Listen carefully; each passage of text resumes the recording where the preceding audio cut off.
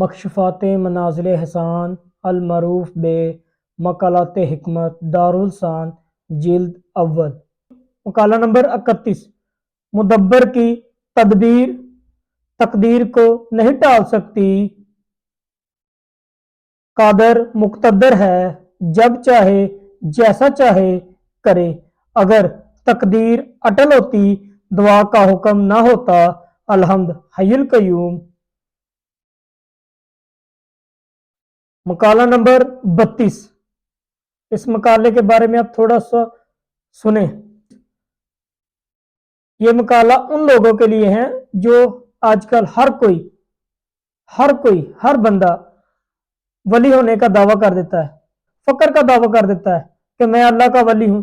سنیں، یہ پیغام ان کے لیے ہیں جو آج کل فقیر ہونے کا فقر کے بادشاہ ہونے کا دعویٰ کر دیتے ہیں کہ میں بہت بڑا فقیر ہوں، میں بہت بڑا ولی ہوں، مجھے یہ نظر آ رہا ہے میں یہ کر دوں گا، ایسے ہو جائے گا، یوں ہو جائے گا، اگر آپ نے یہ نہ کیا تو ایسے ہو جائے گا۔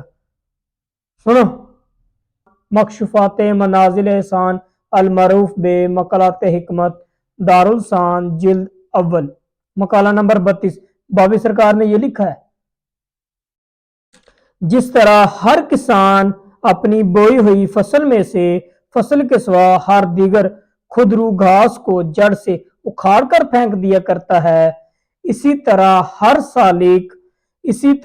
ہر سالک ہر فضول کام اور کلام کو اپنی سلوک کی منزل سے نکال کر باہر پھینکتا ہے۔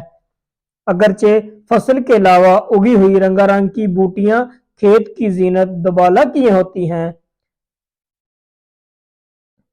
لیکن کسان کو پتہ ہوتا ہے کہ یہ بوٹیاں اس کے کسی بھی کام کی نہیں،